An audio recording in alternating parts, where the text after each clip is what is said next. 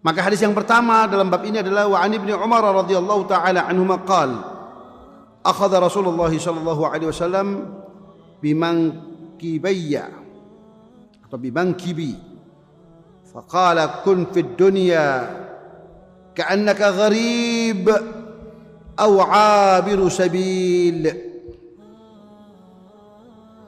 Hadis yang pertama dari Sayyidina Abdullah ibnu Umar radhiyallahu taala anhuma, seorang sahabat Rasulullah sallallahu alaihi wasallam yang punya kedekatan secara fisik dan emosional dengan baginda Rasul Muhammad sallallahu alaihi wasallam.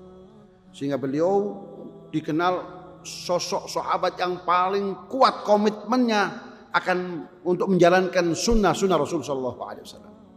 Nah, Sayyidina Abdullah ibnu Umar ini berkata, suatu saat Rasul sallallahu alaihi wasallam akhadha bimankibi, meraih pundakku, diraih, jalan bareng.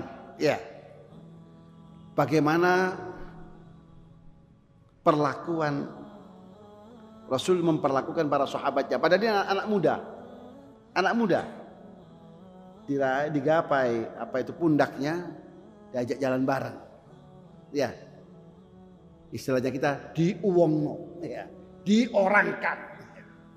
Anak muda perlu ditarik hatinya, dilembutkan hatinya, diorangkan.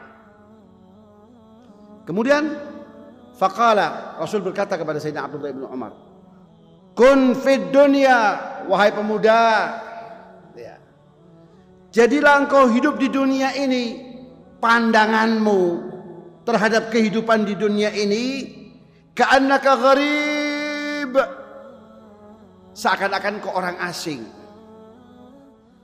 Saat kita di sebuah kota yang asing, mungkin bahasa kita nggak nyambung, tidak kenal kanan kiri, apa yang terjadi? Kita nggak betah di tempat itu.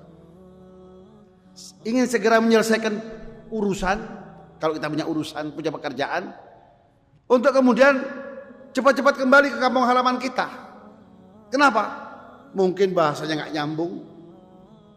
Mungkin bahasanya nyambung, tapi kita nggak ada yang kenal, nggak ada keluarga, nggak ada sanak famili, nggak ada handai taulan, nggak ada sahabat, sehingga kita merasa kesendirian, dan itu yang tidak membuat kita tidak betah.